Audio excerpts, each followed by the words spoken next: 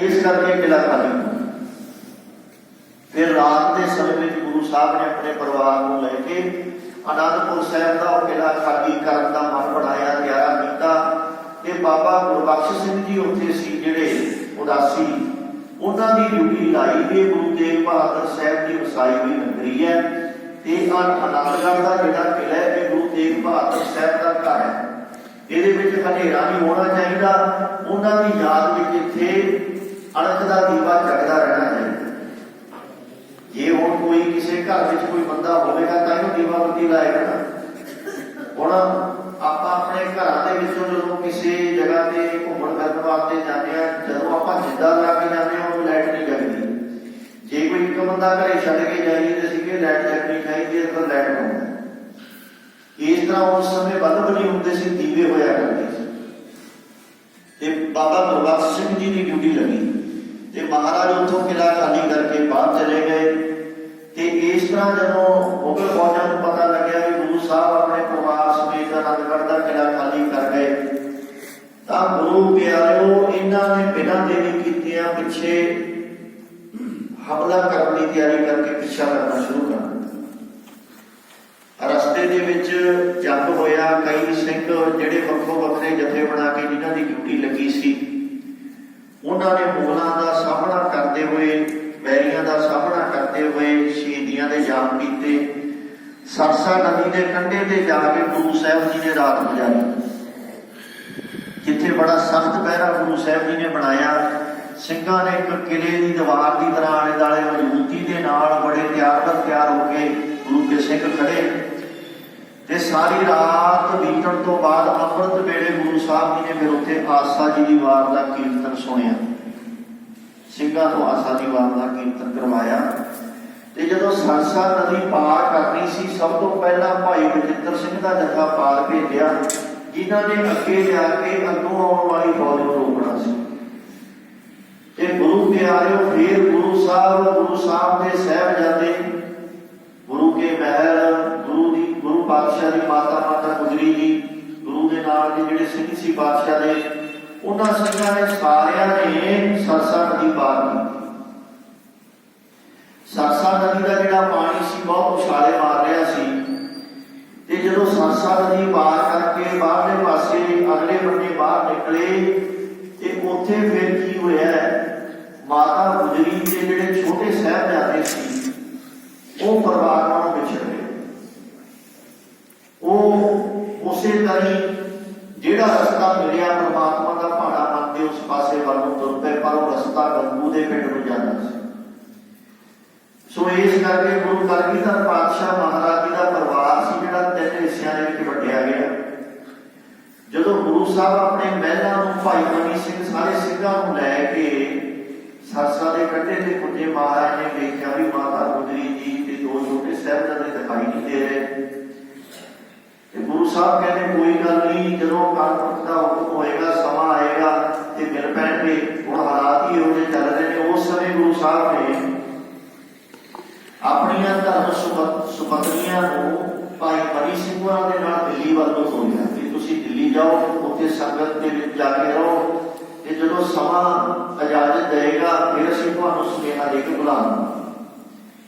गुरु साहब के नाल वड्डे साहबजादे बाबा अजीत सिंह जी, बाबा जुझार सिंह जी, ते नाल गिणती के 40 सिंह, गुरु साहब के 2 साहबजादे, 5 प्यारे 48 बनते ने गिणती दी। इस तरह उतों ये हुंदे होए जदों अगे आए ते अगे भाई बचित्र सिंह जी का जथा सी जिहड़ा शहीद हो चुकिया सी, उन्हां दा शरीर बड़ा जख्मी सी, बहुत फट सी भाई बचित्र सिंह दे पिंडे ते। वो भाई बचित्र सिंह के शरीर को चुक के गुरु साहब जी सिंघां नूं नाल लैके कोटला निहंग खां दी हवेली च पहुंचे, जिथे भाई बचित्र सिंह जी नूं मलम पट्टी की गई, पर उन्हां दी हालत बड़ी खराब सी। एक कमरे दे विच उन्हां नूं पा दित्ता गया ते गुरु साहब जी उतों ਸਿੰਘਾਂ ਨੂੰ ਲੈ के चाले मार के इतने नूं पिछों पिछा करते जो फौजी सी उन्होंने आके निहंग खां नूं आख्या कि तेरी हवेली विच गुरु गोबिंद सिंह ठहरे ने, असीं तलाशी लैनी है। जे जदों तलाशी लैण लगे ते कोटला निहंग खां ने उसे समय अपनी बेटी मुमताज नूं भाई ਬਚਿੱਤਰ ਸਿੰਘ जी के कमरे ਦੇ ਵਿੱਚ ਬਿਠਾ ਦਿੱਤਾ, ਜਿੱਥੇ ਬੀਬੀ ਮੁਮਤਾਜ਼ ਭਾਈ ਬਚਿੱਤਰ ਸਿੰਘ जी ਦੇ ਸਰੀਰ ਦੀ ਦੇਖ ਰੇਖ ਕਰਨ ਲੱਗੇ, ਸੇਵਾ ਸੰਭਾਲ ਕਰਨ ਲੱਗੇ। ਤੇ ਜਦੋਂ ਅੰਦਰ ਤਲਾਸ਼ੀ ਲੈਣ ਵਾਸਤੇ ਗਏ ਮੁਗਲ, ਤੇ ਉਹਨਾਂ ਨੇ ਪੁੱਛਿਆ ਵੀ ਸਾਰੀ ਤਲਾਸ਼ੀ ਲੈ ਲਈ, ਆ ਕਮਰੇ ਵਿੱਚ ਕੌਣ ਹੈ? ਤੇ ਕੋਟਲਾ ਨਾਨਕ ਖਾਨ ਜਿਹੜਾ ਬੋਲਿਆ, ਕਹਿੰਦਾ ਵੀ ਇਸ ਤਰ੍ਹਾਂ ਕਰਕੇ ਵੀ ਮੇਰੀ ਬੇਟੀ ਤੇ ਮੇਰਾ ਦਾਮਾਦ ਇਸ ਕਮਰੇ ਵਿੱਚ। ਜਦੋਂ ਉਹਨਾਂ ਨੇ ਇਹ ਗੱਲ ਸੁਣੀ ਕਿ ਉਹ ਕਮਰਾ ਨਹੀਂ ਉਹਨਾਂ ਨੇ ਖੁਲਵਾਇਆ, ਚਲੇ ਗਏ। ਇਤਨੇ ਨੂੰ ਕੁਝ ਸਮੇਂ ਵਿੱਚ ਭਾਈ ਬਚਿੱਤਰ ਸਿੰਘ ਸੀ ਜਿਹੜੇ ਉਹ ਸਰੀਰ ਛੱਡ ਕੇ ਭਾਵ ਸ਼ਹੀਦ ਹੋ ਗਏ। ਤੇ ਉਸੇ ਸਮੇਂ ਫਿਰ ਬੀਬੀ ਮੁਮਤਾਜ਼ ਨੇ ਪ੍ਰਣ ਲਿਆ ਵੀ ਜਦੋਂ ਮੇਰੇ ਪਿਤਾ ਨੇ ਉਹਨੇ ਕਹਿ ਦਿੱਤਾ ਕਿ ਭਾਈ ਬਚਿੱਤਰ ਸਿੰਘ ਜੀ ਮੇਰੇ ਪਤੀ ਨੇ, ਜਦੋਂ ਮੂੰਹ ਵਿੱਚੋਂ ਨਿਕਲ ਗਿਆ ਤੇ ਹੁਣ ਮੈਂ ਸਾਰੀ ਜ਼ਿੰਦਗੀ ਸ਼ਾਦੀ ਨਹੀਂ ਕਰਾਉਣੀ, ਇਸੇ ਤਰ੍ਹਾਂ ਭਜਨ ਬੰਦਗੀ ਦੇ ਵਿੱਚ ਸਿਮਰਨ ਕਰਕੇ ਆਪਣਾ ਜੀਵਨ ਲੇਖੇ ਵਿੱਚ ਲਾ ਦੇਣਾ। ਇਹੋ ਜਿਹੇ ਗੁਰੂ ਦੇ ਸਿੱਖ ਸੇਵਾਦਾਰ ਸਨ ਜਿਨ੍ਹਾਂ ਦੇ ਹਿਰਦੇ ਵਿੱਚ ਬੜੀ ਭਾਵਨਾ ਸੀ, ਪ੍ਰੇਮ ਸੀ। ਸਰੀਰਾਂ ਦੇ ਰਸਾਂ ਤੋਂ ਕਿਤੇ ਉੱਚੀਆਂ ਉੱਠੀਆਂ ਹੋਈਆਂ ਸੁਰਤਾਂ ਸਨ। ਤੇ ਗੁਰੂ ਸਾਹਿਬ ਜੀ ਉੱਥੋਂ ਹੁੰਦੇ ਹੋਏ ਸਿੰਘਾਂ ਨੂੰ ਲੈ ਕੇ ਕੱਚੀ ਗੜੀ ਦੇ ਵਿੱਚ ਆ ਕੇ ਟਿਕਾਣਾ ਕੀਤਾ, ਜਿਹਨੂੰ ਅਸੀਂ ਚਮਕੌਰ ਦੀ ਗੜੀ ਦੇ ਨਾਂ ਦੇ ਨਾਲ ਇਤਿਹਾਸ ਵਿੱਚ ਜਾਣਦੇ। ਉੱਥੇ ਆ ਕੇ ਗੁਰੂ ਸਾਹਿਬ ਜੀ ਨੇ ਗੁਰਸਿੱਖਾਂ ਦੀਆਂ ਡਿਊਟੀਆਂ ਲਾਈਆਂ। ਕੁਝ ਸਿੰਘਾਂ ਨੂੰ ਹਵੇਲੀ ਦੇ ਉੱਪਰ ਪਹਿਰਾ ਦੇਣ ਵਾਸਤੇ ਆਖਿਆ, ਕੁਝ ਸਿੰਘਾਂ ਨੂੰ ਹਵੇਲੀ ਦੇ ਬੂਹੇ ਅੱਗੇ ਪਹਿਰਾ, ਤੇ ਬਾਕੀ ਦੇ ਸਿੰਘ ਅੰਦਰ ਆ ਗਏ। ਤੇ ਕੁਝ ਸਿੰਘ ਹੇਠਾਂ ਘੋੜੇ ਦੀਆਂ ਕਾਠੀਆਂ ਵਿਛਾ ਕੇ ਆਰਾਮ ਕਰਨ ਲੱਗੇ। ਗੁਰੂ ਕੇ ਸਾਹਿਬਜ਼ਾਦਿਆਂ ਵਾਸਤੇ ਵੀ ਆਪਣੇ ਸਿਰ ਦੀਆਂ ਦਸਤਾਰਾਂ ਸਿੰਘਾਂ ਨੇ ਵਿਛਾਈਆਂ, ਜਿਹਦੇ ਉੱਤੇ ਗੁਰੂ ਕੇ ਸਾਹਿਬਜ਼ਾਦਿਆਂ ਨੂੰ ਆਰਾਮ ਕਰਨ ਵਾਸਤੇ ਪਾਇਆ ਗਿਆ। ਤੇ ਗੁਰੂ ਪਿਆਰਿਓ, ਜਦੋਂ ਸਾਰੇ ਸਿੰਘ ਆਰਾਮ ਕਰਨ ਲੱਗੇ ਤੇ ਸਿੰਘਾਂ ਨੇ ਗੁਰੂ ਸਾਹਿਬ ਵਾਸਤੇ ਵੀ ਆਸਣ ਲਾਇਆ, ਪਰ ਉਸ ਤਰ੍ਹਾਂ ਗੁਰੂ ਸਾਹਿਬ ਸੁੱਤੇ ਨਹੀਂ। ਇਸੇ ਤਰ੍ਹਾਂ ਟਹਿਲਦੇ ਰਹੇ। ਜਦੋਂ ਸਾਰੇ ਸਿੰਘ ਸੌ ਗਏ ਨਾ, ਤੇ ਗੁਰੂ ਸਾਹਿਬ ਜੀ ਫਿਰ ਸਾਰੇ ਸਿੰਘਾਂ ਦੇ ਕੋਲੇ ਆ ਕੇ ਕਿਸੇ ਦਾ ਮਸਤਕ ਚੁੰਮਦੇ ਨੇ, ਕਿਸੇ ਦੀ ਹੇਠਾਂ ਟਿਕੀ ਹੋਈ ਦਸਤਾਰ ਦੇ ਉੱਪਰ ਰੱਖਦੇ ਨੇ, ਕਦਮ ਪੋਸ਼ੀ ਕਰਦੇ ਨੇ, ਕਦਮ ਚੁੰਮਦੇ ਨੇ, ਚਰਨ ਚੁੰਮਦੇ ਨੇ, ਸਿੰਘਾਂ ਨੂੰ ਪਿਆਰ ਬਖਸ਼ਦੇ ਨੇ, ਸਾਹਿਬਜ਼ਾਦਿਆਂ ਦੇ ਮਸਤਕ ਚੁੰਮਦੇ ਨੇ। ਸਾਹਿਬਜ਼ਾਦਿਆਂ ਦੀਆਂ ਦਸਤਾਰਾਂ ਵਿੱਚੋਂ ਛੋਟੀਆਂ ਛੋਟੀਆਂ ਕੇਸਾਂ ਦੀਆਂ ਲਟਾਂ ਨਿਕਲ ਕੇ ਉਹਨਾਂ ਦੇ ਚਿਹਰੇ ਉੱਤੇ ਖਿਲਰੀਆਂ ਪਈਆਂ। ਸੋ ਸਾਰਿਆਂ ਨੂੰ ਪਿਆਰ ਬਖਸ਼ ਰਹੇ ਨੇ ਸਤਿਗੁਰੂ ਸੱਚੇ ਪਾਤਸ਼ਾਹ ਜੀ, ਔਰ ਸਾਰਿਆਂ ਨੂੰ ਪਿਆਰ ਬਖਸ਼ਦੇ ਬਖਸ਼ਦੇ ਬਾਹਰ ਖੇਮੇ ਵਿੱਚ ਆ ਕੇ ਬੈਠ ਗਏ। ਉੱਥੇ ਉਸ ਕੱਚੀ ਗੜੀ ਦੀ ਮਿੱਟੀ ਨੂੰ ਆਪਣੀ ਕਟਾਰ ਦੇ ਨਾਲ ਪੱਟ ਕੇ ਆਪਣੇ ਹੱਥਾਂ ਤੇ ਚੁੱਕਿਆ। ਭਾਈ ਦਇਆ ਸਿੰਘ ਜੀ ਕਹਿਣ ਲੱਗੇ, ਕਹਿੰਦੇ ਸਤਿਗੁਰੂ ਸੱਚੇ ਪਾਤਸ਼ਾਹ ਜੀ ਇਹ ਕੀ ਕੌਤਕ ਵਰਤਾ ਰਹੇ। ਸਤਿਗੁਰੂ ਸੱਚੇ ਪਾਤਸ਼ਾਹ ਮਹਾਰਾਜ ਉਸ ਮਿੱਟੀ ਨੂੰ ਚੁੱਕ ਕੇ ਮੱਥੇ ਨੂੰ ਲਾਉਂਦੇ ਨੇ, ਕਹਿੰਦੇ ਇਹ ਉਹੀ ਜਗ੍ਹਾ ਹੈ ਜਿਸ ਜਗ੍ਹਾ ਦੇ ਉੱਤੇ ਤੁਸੀਂ ਸਾਰਿਆਂ ਨੇ ਸ਼ਹਾਦਤਾਂ ਦਾ ਜਾਮ ਪੀਣਾ ਹੈ। ਇਹ ਉਹੀ ਜਗ੍ਹਾ ਹੈ ਜਿੱਥੇ ਸਵੇਰ ਹੁੰਦਿਆਂ ਸਾਰ ਜੱਗ ਦਾ ਬੇਲ ਵੱਜੇਗਾ। ਮੇਰੇ ਸਾਰੇ ਯੋਧੇ ਸੂਰਮੇ ਲਾਲ ਇਸ ਧਰਤੀ ਦੇ ਉੱਤੇ ਸ਼ਹੀਦ ਹੋਣਗੇ। ਇਸੇ ਧਰਤੀ ਦੇ ਉੱਤੇ ਸਾਹਿਬਜ਼ਾਦਾ ਅਜੀਤ ਸਿੰਘ ਤੇ ਜੁਝਾਰ ਸਿੰਘ ਜੀ ਨੇ ਸ਼ਹਾਦਤ ਦਾ ਜਾਮ ਪੀਣਾ। ਮੈਂ ਤੁਹਾਨੂੰ ਸਾਰਿਆਂ ਨੂੰ ਇਸ ਧਰਤੀ ਤੇ ਵਾਰ ਕੇ ਇੱਥੋਂ ਚਲੇ ਜਾਣਾ। ਸੋ ਇਸ ਕਰਕੇ ਗੁਰੂ ਪਿਆਰਿਓ, ਸਤਿਗੁਰੂ ਸੱਚੇ ਪਾਤਸ਼ਾਹ ਜੀ ਦੇ ਜਾਣੀ ਜਾਣ ਸਨ। ਉਹਨਾਂ ਨੇ ਉਸ ਮਿੱਟੀ ਨੂੰ ਮਸਤਕ ਨੂੰ ਲਾਇਆ। ਕਹਿੰਦੇ ਦੁਨੀਆ ਦਾ ਇੱਕ ਐਸਾ ਜੰਗ ਇਸ ਧਰਤੀ ਤੇ ਹੋਏਗਾ, ਇਹੋ ਜਿਹਾ ਜੰਗ ਅੱਜ ਤੱਕ ਨਾ ਕਿਤੇ ਹੋਇਆ ਤੇ ਨਾ ਅੱਗੇ ਹੋਏਗਾ। ਜਦੋਂ ਜ਼ਫ਼ਰਨਾਮਾ ਲਿਖਿਆ ਉਹਦੇ ਵਿੱਚ ਮਹਾਰਾਜ ਆਪ ਲਿਖਦੇ ਨੇ, ਕਹਿੰਦੇ 40 ਦਿਨਾਂ ਦੇ ਭੁੱਖੇ ਧਿਆਏ 40 ਸਿੱਖ, ਜਿਨ੍ਹਾਂ ਦੀਆਂ ਕਿਰਪਾਨਾਂ ਵੀ ਖੁੱਲੀਆਂ ਹੋ ਗਈਆਂ ਸੀ, ਤੇ ਉਹਨਾਂ ਨੂੰ 10 ਲੱਖ ਮੁਗਲ ਫੌਜ ਨੇ ਘੇਰਾ ਪਾਇਆ। ਕਿੰਨੀ ਸ਼ਰਮ ਦੀ ਗੱਲ ਹੈ। ਤੇ ਗੁਰੂ ਗੋਬਿੰਦ ਸਿੰਘ ਜੀ ਕਹਿੰਦੇ ਔਰੰਗਜ਼ੇਬ ਵੈਸੇ 10 ਲੱਖ ਬੰਦੇ ਦੇ ਨਾਲ 40 ਜਾਣਿਆਂ ਦਾ ਲੜਨਾ ਕੋਈ ਤੁਕ ਨਹੀਂ ਬਣਦੀ, ਪਰ ਫਿਰ ਵੀ ਮੇਰੇ ਸੂਰਮਿਆਂ ਨੇ ਮੈਦਾਨ ਨਹੀਂ ਛੱਡਿਆ। ਭਾਵ ਤੇਰੇ 40 ਦਾ ਮੁਕਾਬਲਾ ਕੀਤਾ। ਤੇ ਸੱਚ ਕਰਕੇ ਜਾਣਿਓ, ਜਦੋਂ ਚਿੱਠੀ ਲਿਖ ਕੇ ਉਹਦੇ ਉੱਤੇ ਨਾਂ ਲਿਖਿਆ ਜ਼ਫ਼ਰਨਾਮਾ, ਜ਼ਫ਼ਰਨਾਮਾ ਦਾ ਅਰਥ ਬਣਦਾ ਫਤਿਹ ਦੀ ਚਿੱਠੀ, ਜਿੱਤ ਦੀ ਚਿੱਠੀ।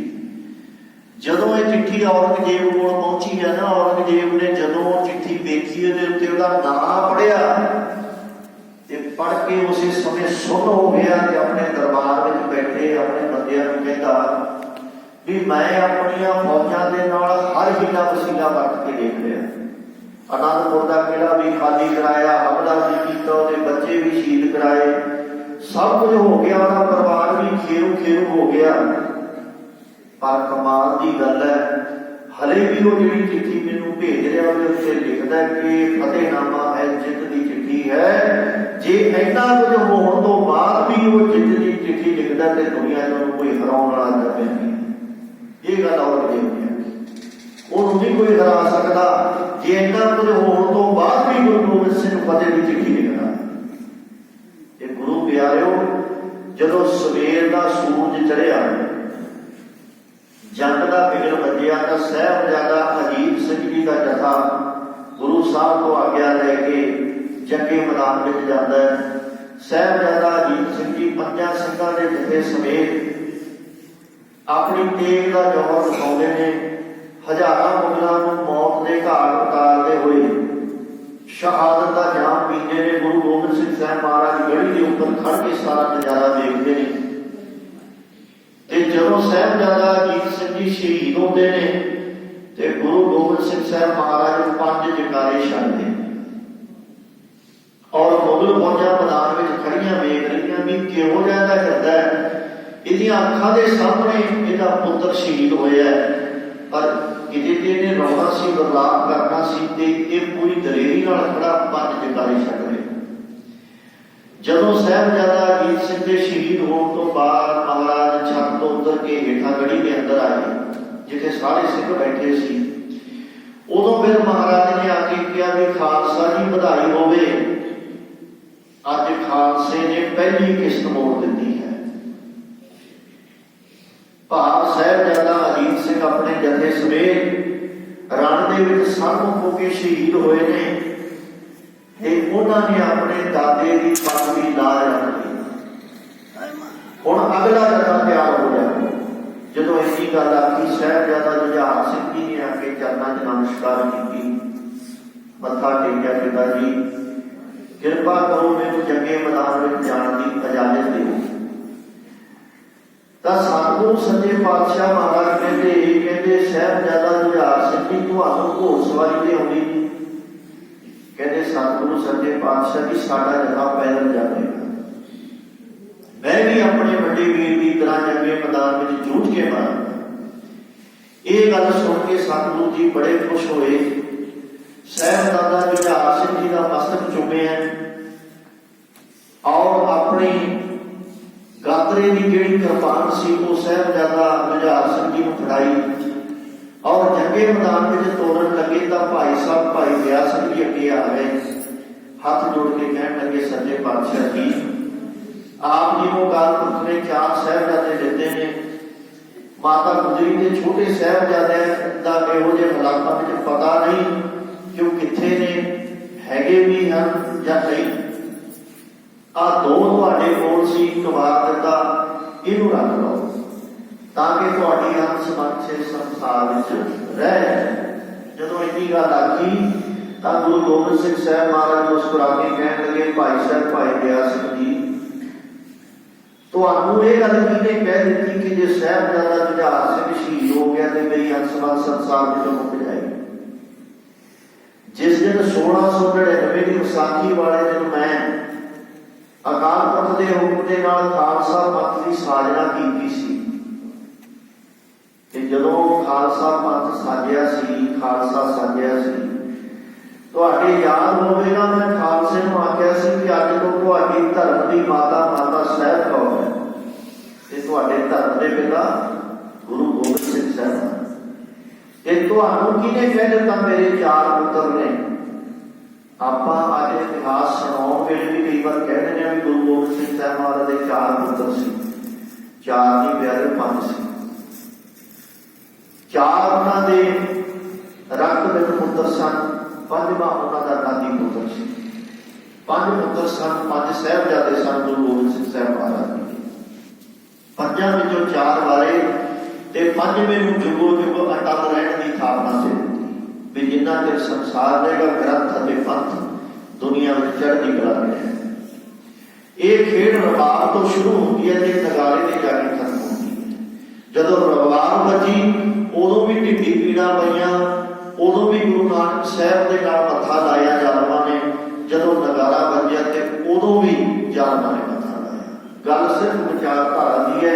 विचारों के नाल टकराव सी गुरु नानक साहब की प्यारी विचारधारा को इस संसार में खत्म करना। जे तुसी कहो भी अज ये सिस्टम खत्म हो गया, नहीं, तुसी नोट करो जितना जे गुरु नानक साहब की विचारधारा दुनिया से है, इनू रोकण ते इनू खत्म करने वाली जिहड़ियां शक्तियां ने ये पैरल चलदियां रहणगीआं। सब ये चलदियां रहणगीआं। झूठ ते सच दुनिया ते है, इसे तरह ही चलता रहेगा। पर गुरु नानक साहब ने ना कोई विचार खत्म कर सके, ना पंथ को खत्म कर सके, क्योंकि पंथ दीयां जड़ां दे विच लहू गुरु अर्जन देव साहब महाराज हो गए। पंथ दीयां जड़ां विच लहू गुरु तेग बहादुर साहब महाराज का पिया। पंथ दीयां जड़ां दे विच लहू गुरु गोबिंद सिंह साहब महाराज ने अपने परिवार का होया। इस तरह साहिबजादा जुझार सिंह जी जंगे मैदान में गए ने 5 सिखां का जत्था लैके, ते गुरु प्यारे पैदल जंग लड़िया साहिबजादा जुझार सिंह ने। और जंग लड़दियां लड़दियां एक तीर भीड़ दे विचों किसी ने छड्डिया, जिहड़ा साहिबजादा जुझार सिंह दे सीने विच जिगर विच जाके बजिया, ते कोले बाबा अजीत सिंह का शरीर पिया सी। उत्थे बैठ के अपने बड़े वीर का सिर अपनी गोद में रख के मस्तक चुमिया, अपने बड़े वीर को प्यार दिता, ते उसे समय चौड़ा के जगारा छड्ड के चौड़ाके का भाव शरीर घुमिया ते साहिबजादा अजीत सिंह की छाती के उत्ते डिग पिया। गुरु गोबिंद सिंह साहब महाराज ने फिर 5 जगारे छड्डे ने हौसले दे विच, और इसे तरह लड़ी बार 5 सिखां का जत्था जाता है। जंगे मैदान दे विच दुश्मनों के आगू लाउंदे हुए शहीद हो जाते हैं। 1.25 लाख से एक लड़ाऊ वाला जिहड़ा वचन है वो गुरु साहब ने इस गढ़ी के जंग में सत करके दिखाया है। और साहिबजादा अजीत सिंह जी के जिस्म के उत्ते 365 फट लगे सी। अज तक किसी के शरीर से नहीं लगे। अज तक इहो जिहा जंग दुनिया में किते नहीं होया। बड़ियां बड़ियां जंगां होईयां, जिहड़ा चमकौर साहिब दा ते जदों उहदी गिणती दे सिंह रह गए ते 5 प्यारियां ने फिर गुरमता बनाया भी वैसे तो गुरु साहब समर्थ ने, पर गुरु साहब को इस समय इन्हां हालातों तो परे किया जाए, क्योंकि गुरु साहब भी मन बनाई बैठे सी भी सवेर वाले जंग में मैं जावांगा ते मैं जाके दुश्मनों के आग लावांगा। अतहीन मैं तब झूठ मरों का प्राण गुरु साहब ने मन के कर लिया। हुण गुरु साहब को रोकण की कोई होर विरोधमंदी तो बन नहीं सकती सी। इको एक तरीका सी। 5 प्यारियां ने गुरु साहब जी अगे जाके बेनती की, सतगुरु सच्चे पातशाह जी, जदों आप जी ने खालसा पंथ साजिया सी, 5 प्यारे साजे सी, आप जी ने कहा सी कि खालसा मेरो सतगुरु होगा। आप जी ने खालसा पंथ अगे मत्था टेकिया सी ते 5 प्यारियां नूं अपना गुरु मनिया सी। ते उस सिद्धांत के अनुसार असीं आप जी को हुक्म करते हैं, बेनती करते हैं कि आप जी ये गढ़ी छड्ड के चले जाओ। हुण जदों 5 प्यारियां ने हुक्म कर दिता ते गुरु साहब ने किंतु परंतु नहीं किया। जबकि गुरु साहब ते कह भी सकते सी कि भाई मैं नहीं जाना, ते असीं लोग किंतु परंतु कर लग जाते हैं। 5 प्यारे सानूं रहत मर्यादा लड़काउंदे ने, अमृत छकाउंदे ने, ते बाहर जाके असीं कहते हैं कि 5 का क्या सिर मत्थे पर नाला उत्थे दा उत्थे आपां की लैणा, क्या सी कोई गल नहीं, चलन दो मत। गुरु साहब जी ने 7 वचन आख्या, और रात के समय दे विच गुरु साहब जी ने भाई जीवन सिंह जी को अपनी पोशाक पहनाई, अपने सिर की कलगी जिहड़ा उन्होंने शीश से सजाई, पंथ नूं गुरता दे के गुरु साहब जी ने अपने पैरों का जोड़ा उतारिया। ते भाई साहब ने पूछा भाई दया सिंह जी ने कि गुरु साहब की जोड़ा क्यों उतारिया? महाराज कहते बाहर जंगे मैदान में मेरे सिंह शहीद होए पे ने, उन्होंने केस किलरे पे होंगे, शरीर पे ने, ते मैं उन्होंने उतों की जोड़ा रख के नहीं लग सकता। उन्होंने धर्म युद्ध में अपनी जान दी। पंजे सिंह गुरु साहब के नाल होए सतगुरु सच्चे पातशाह जी ने बाहर आके हत्थां की ताड़ी 3 बार बजा के उच्ची आवाज में गया कि हिंदे पीर रुखसत, भाव हिंदुओं का पीर चले, ਜਿਹਦੇ ਵਿੱਚ ਤਾਕਤਾਂ ਪਾਉਂਦਾ। ਭਾਵ ਚੋਰੀਆਂ ਨਹੀਂ ਗਏ, ਲਲਕਾਰਾ ਮਾਰ ਕੇ ਸਤਿਗੁਰੂ ਜੀ ਗਏ ਤੇ ਉਹਨਾਂ ਪੰਜਾਂ ਸਿੰਘਾਂ ਨੂੰ ਇਹ ਕਹਿ ਗਏ ਕਿ ਜਦੋਂ ਇੱਥੋਂ ਤੁਸੀਂ ਜੰਗ ਦੀ ਸਮਾਪਤੀ ਕਰਕੇ ਆਓਗੇ ਤੇ ਧਰਮਦਾਰੇ ਦੀ ਸੇਧ ਵਿੱਚ ਆ ਜਾਇਓ, ਫਿਰ ਮੈਂ ਉੱਥੇ ਤੁਹਾਨੂੰ ਮਿਲਾਂਗਾ। ਤੇ ਭਾਈ ਦਇਆ ਸਿੰਘ ਜੀ, ਭਾਈ ਧਰਮ ਸਿੰਘ ਜੀ, ਇਹਨਾਂ ਵਿੱਚੋਂ ਕੁਝ ਸਿੰਘ ਸੀ ਜਿਹੜੇ ਉਹ ਜੰਗ ਸਮਾਪਤ ਹੋਣ ਤੋਂ ਬਾਅਦ ਜਿਨ੍ਹਾਂ ਦੀਆਂ ਜਾਨਾਂ ਬਚੀਆਂ ਮਾਛੀਵਾੜੇ ਦੇ ਜੰਗਲਾਂ ਵਿੱਚ ਫਿਰ ਪਹੁੰਚੇ, ਜਿੱਥੇ ਸਤਿਗੁਰੂ ਸੱਚੇ ਪਾਤਸ਼ਾਹ ਜੀ ਧੀਰ ਦਾ ਸਰਾਣਾ ਲਾ ਕੇ ਤੇਗ ਆਪਣੀ ਛਾਤੀ ਤੇ ਰੱਖ ਕੇ ਵੱਡੇ ਵੱਡੇ ਜਿਹੜੇ ਦਰਖਤਾਂ ਦੇ ਪੱਤੇ ਹੁੰਦੇ ਨੇ ਉਹਨਾਂ ਨਾਲ ਆਪਣਾ ਜਿਸਮ ਢੱਕ ਕੇ ਸਤਿਗੁਰੂ ਜੀ ਪੈ ਗਏ। ਤੇ ਜਦੋਂ ਇਹ ਆਏ ਲੱਭਦੇ ਰਹੇ ਵੀ ਗੁਰੂ ਸਾਹਿਬ ਕਿੱਥੇ ਨੇ ਕਿੱਥੇ ਨੇ, ਇੱਧਰ ਉੱਧਰ ਦੇਖਦੇ ਰਹੇ। ਤੇ ਗੁਰੂ ਪਿਆਰਿਓ, ਜਿਹੜੀ ਤੇਗ ਗੁਰੂ ਸਾਹਿਬ ਕੋਲ ਸੀ ਉਹਦੇ ਵਿੱਚ ਬੜਾ ਕੀਮਤੀ ਹੀਰਾ ਜੜਿਆ ਸੀ। ਜਦੋਂ ਉਹਦੇ ਤੇ ਚੰਦਰਮਾ ਦੀ ਰੌਸ਼ਨੀ ਪੈਂਦੀ ਤੇ ਹਜ਼ਾਰਾਂ ਵਾਰ ਦੇ ਬਲਬ ਬਿਨਾਂ ਚਾਨਣ ਹੋ ਜਾਂਦਾ ਸੀ। ਜਦੋਂ ਚੰਦਰਮਾ ਦੀ ਰੌਸ਼ਨੀ ਉਸ ਹੀਰੇ ਤੇ ਪਈ ਤੇ ਇੱਕੋ ਦਮ ਚਾਨਣ ਹੋਇਆ ਤੇ ਉਸੇ ਸਮੇਂ ਭਾਈ ਦਇਆ ਸਿੰਘ ਜੀ ਨੇ ਪਛਾਣ ਲਿਆ, ਕਹਿੰਦੇ ਧਰਮ ਸਿੰਘ ਜੀ ਉਹ ਚਾਨਣ ਵੇਖੋ, ਉਹ ਪਹਿਲੇ ਕਲਗੀਆਂ ਵਾਲੇ। ਜਦੋਂ ਹੌਲੀ ਹੌਲੀ ਭੱਜ ਕੇ ਥੋੜਾ ਜਿਹਾ ਤੇਜ਼ੀ ਨਾਲ ਨੇੜੇ ਜਾਣ ਲੱਗੇ ਤੇ ਸਵਾਸਾਂ ਦੀ ਆਵਾਜ਼ ਸੁਣੀ। ਕਹਿੰਦੇ ਸਤਿਗੁਰੂ ਜੀ ਆਰਾਮ ਕਰ ਰਹੇ ਨੇ, ਆਪਾਂ ਇੱਥੇ ਖੜ ਜਾਂਦੇ ਆ, ਜਦੋਂ ਅੱਖ ਖੁੱਲ੍ਹ ਗਈ ਫੇਰ ਆਪਾਂ ਕੋਲੇ ਜਾਵਾਂਗੇ।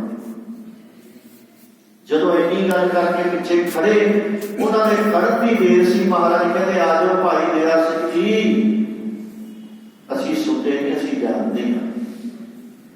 ਸਤਿਗੁਰੂ ਸੱਚੇ ਪਾਤਸ਼ਾਹ ਦੇ ਅੰਤਰਾਤਮੇ ਉਸ ਅਕਾਲ ਪੁਰਖ ਨਾਲ ਜੁੜ ਕੇ ਕਹਿ ਰਹੇ ਸੀ, ਮਿੱਤਰ ਪਿਆਰੇ ਨੂੰ ਹਾਲ ਮੁਰੀਦਾਂ ਦਾ ਕਹਿਣਾ, ਤੁਧ ਬਿਨ ਰੋਗ ਰਜਾਈਆਂ ਦੇ ਉੱਡਣ ਨਾਲ ਨਿਵਾਸਾਂ ਦਾ। ਆਪਣੇ ਮਿੱਤਰ ਦੇ ਨਾਲ ਵਿਚਾਰ ਕਰ ਰਹੇ ਸੀ ਉਸ ਅਕਾਲ ਪੁਰਖ ਦੇ ਨਾਲ। ਸੋ ਇਸ ਕਰਕੇ ਅਰਦਾਸਾਂ ਕਰ ਰਹੇ ਸੀ ਕਿ ਸੁਖੀ ਵਸੈ ਹੋਰੋ ਪਰ